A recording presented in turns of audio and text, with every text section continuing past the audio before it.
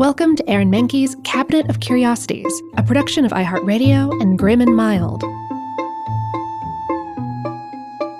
Our world is full of the unexplainable. And if history is an open book, all of these amazing tales are right there on display, just waiting for us to explore. Welcome to the Cabinet of Curiosities.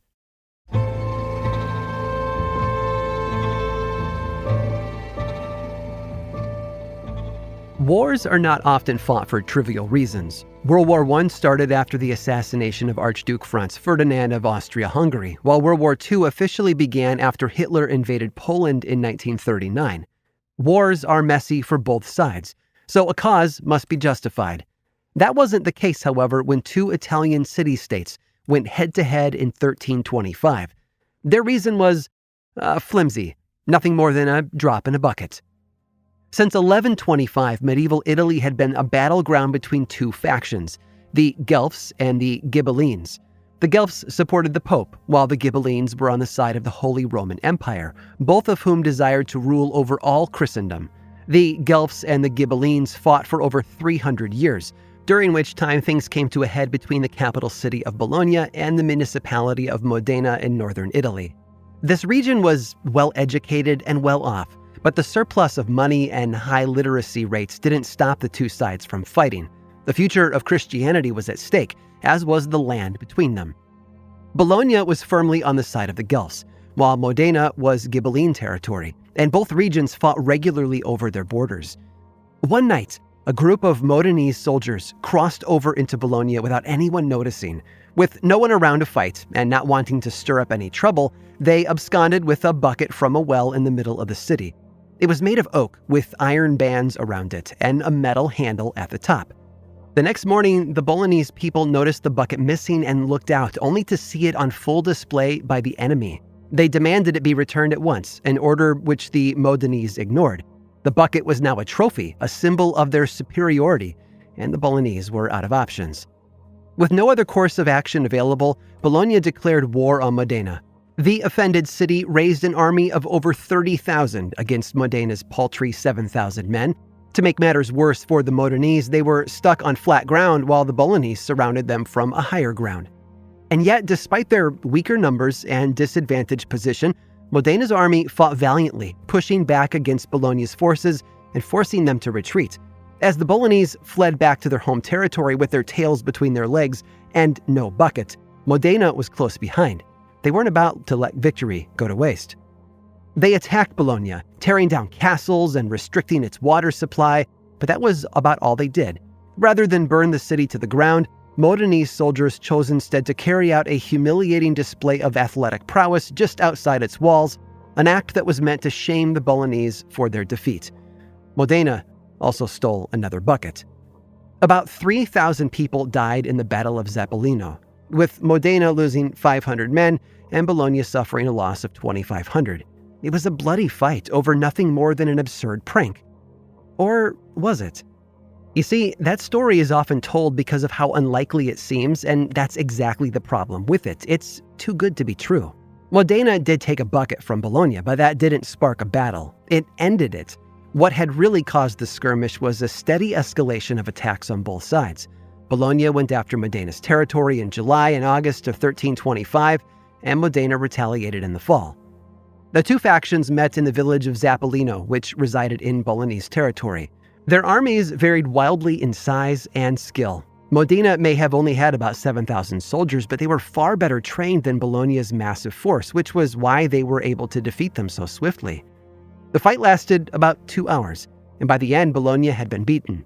Modena then destroyed a sluice on the Reno River, which cut off Bologna's water supply. And then Modena left, but not before snatching the wooden bucket from a well outside the city. After all, what was Bologna going to do without water anyway? Today, a replica of the bucket hangs in the bell tower at the Cathedral of Modena. Another replica is kept under glass at City Hall. The real bucket, however, is stored deep in the basement of the cathedral. And the people of Bologna haven't stopped trying to steal it back, all these years later. Maybe they want to make their city whole again. Or maybe they're just itching for a rematch.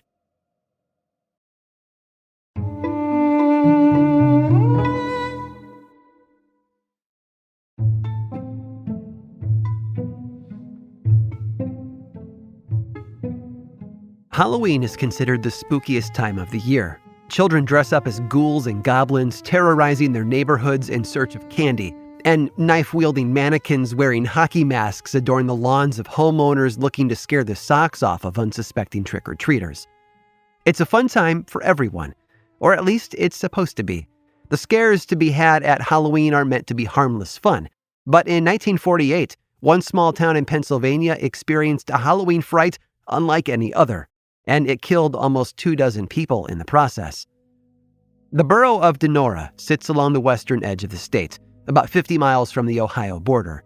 Though only 2 square miles in size, Donora was once the hotbed of industrial activity. It also claims Ken Griffey Sr. and Jr. as hometown heroes. The burgeoning steel, coal, and agricultural industries brought thousands of people to Donora in search of work. As of 1910, it was home to over 8,000 residents.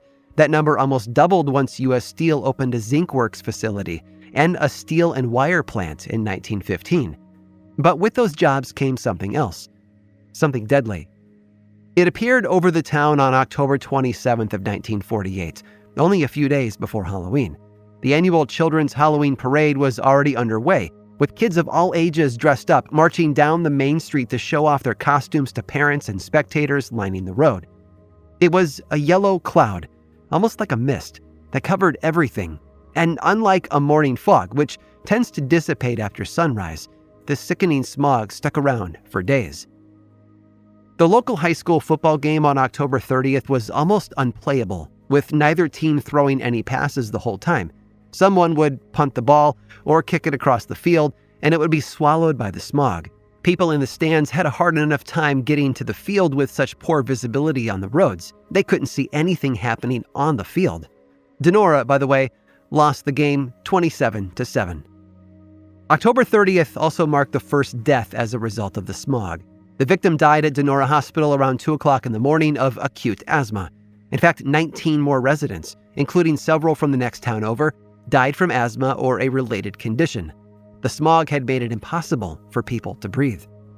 Those who were still alive checked themselves into the hospital, which quickly filled up with coughing and wheezing patients. A short time later, the hospital had no choice but to turn people away. Dr. William Rongaus walked the streets with a lantern in his hand and guided ambulances to the homes where they were needed the most. Critical patients were then carefully driven back to the hospital for oxygen. Fire Department Chief Russell Davis navigated the dense cloud by scraping his wheels along the curb as he drove. Anyone who was still healthy enough to get out of Donora was encouraged to do so. Unfortunately, the haze was so thick, it was impossible for anyone to see more than a few inches in front of themselves, so driving out was out of the question. Instead, many locals just hunkered down indoors and waited it out. By Halloween Day, the smog still hadn't lifted. It felt like it might never leave, and the body count was rising. Finally, just before sunset on Sunday, October 31st, the cloud suddenly disappeared just as unceremoniously as it had arrived. So, what had caused it? Well, the same zinc plant that had brought jobs to Donora had also brought a lot of pollution as well. Local farmers had actually sued U.S. Steel for killing their crops and livestock back in the 1920s, but the company had fought back and won. In October of 1948, all those zinc and metal pollutants were in the air as usual, but this time Mother Nature threw a wrench into the mix in the form of a temperature inversion. Normally, as the air rises into the atmosphere, it cools. The higher it goes, the colder that air gets. However, in a temperature inversion, a layer of cold air is covered by a layer of warm air, trapping the cold air close to the Earth's surface. For Donora, Pennsylvania, that cold air was full of toxic gases and particulates, which formed a yellow fog that covered the town. Experts believed that had the smog stuck around any longer, thousands more would have died. But despite the deaths and the toxicity of the mills, U.S. Steel was not run out of Donora. The people there depended on the company for their livelihoods. Even a government investigation refused to blame them for the 20 deaths and the 6,000 sick, instead declaring the temperature inversion as one of the main causes. The press, on the other hand, was much less forgiving. The story of the Donora smog disaster of 1948 spread far and wide. A piece was even published in the New Yorker magazine that went into detail about the ordeal Donora residents had gone through, with some subtle hints as to what really caused it. Some claim that the event kicked off the country's focus on clean air and emissions, which in turn sparked the enactment of the Clean Air Act in 1963. With a nationwide goal to reduce air pollution signed into law, the people of Donora could finally breathe a sigh of relief. I hope you've enjoyed today's guided tour of the Cabinet of Curiosities. Subscribe for free on Apple Podcasts or learn more about the show by visiting curiositiespodcast.com. This show was created by me, Aaron Mahnke, in partnership with How Stuff Works. I make another award-winning show called Lore, which is a podcast, book series, and television show, and you can learn all about it over at theworldoflore.com. And until next time, stay curious.